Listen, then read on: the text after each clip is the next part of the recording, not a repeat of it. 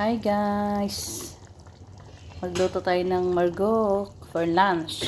For lunch, mixed vegetables, tapos with meat and yung flour na ginawa ko. Minasa ko yung flour, tsaka lagay dito. Ito siya guys, yung flour. Ito lang yun siya, yung lunch. May talong, may kalabasa, potato, carrots, zucchini. Yan siya guys. At saka yung siling labuyo. Yan siya guys yung karne. Yan siya yung karne. Yan siya. Yan siya. Kain tayo.